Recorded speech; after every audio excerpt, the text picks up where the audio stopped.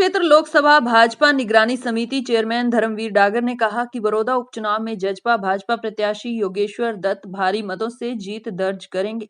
डागर ने कहा कि बड़ौदा की जनता मुख्यमंत्री मनोहर लाल खट्टर की ईमानदारी और विकास को आधार मानकर भाजपा के पक्ष में मतदान करेगी। बड़ौदा उपचुनाव में प्रचार कर वापस लौटे धर्मवीर डागर ने अपने आवास पर मीडिया से बातचीत में विपक्ष को आईना दिखाया। डागर ने कहा कि बड़ौदा में बड़े बड़े दावे करने वाले कांग्रेसी आपस में लड़ रहे हैं। उन्होंने कहा कि जो लोग आपस में लड़ रहे हैं वे चुनाव क्या लड़ेंगे। धर्मवीर डागर ने किसानों के चक्का जाम पर भी प्रतिक्रिया व्यक्त की। उन्होंने कहा कि किसान संगठनों का चक्का जाम देश हित में नहीं, इसके पीछे विपक्ष है। डागर ने कहा कि धान की फसल एमएसपी पर बिक रही है। पीएम नरेंद्र मोदी, सीएम मनोहर लाल खट्टर तसल्ली दे चुके हैं कि एमएसपी पर आंच आई तो राजनीति छोड़ देंगे। बावजूद इसके विपक्ष के इशारे पर कुछ कथित संगठन सरकार को बदनाम करने के उद्देश्य से चक्का जाम जैसे ऐलान कर रहे हैं, जो दुर्भाग्यपूर्ण है।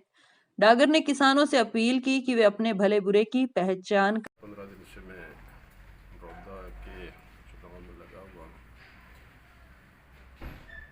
जो उपचुनाव स्वर्गीय कृष्ण हुड्डा के कारण होने जा रहा है, उसमें आम ये बात देखने को मिली है कि जनता का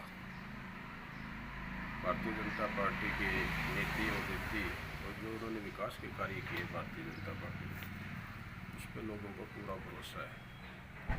और इसी भरोसे को लेकर हम निश्चिंत हैं कि इस उपचुनाव को बहुत भारी मतों से जीतेंगे, क्योंकि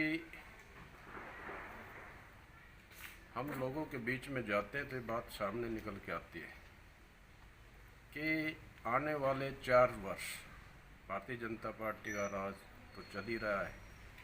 कांग्रेस और अन्य पार्टियां जनता को बरगलाने की कोशिश कर रही है कि एक सीट जिता दो और हम राज पलट देंगे। ऐसा किसी को भी दिखाई नहीं दे रहा। आम जनता को विकास से मतलब है, किसी चौधर से कोई मतलब नहीं है। तो बड़ौदा की 36 बिरादरी की जनता भारतीय जनता पार्टी के जो राष्ट्रीय ख्याति प्राप्त पहलवान योगेश्वर दत्त है, उनको भारी मतों से जिताने का काम करेंगे। का जाम का ऐलान किया है किसान। अब हमारी समझ में एक बात नहीं आ रही है, किसान यूनियन चाहती क्या।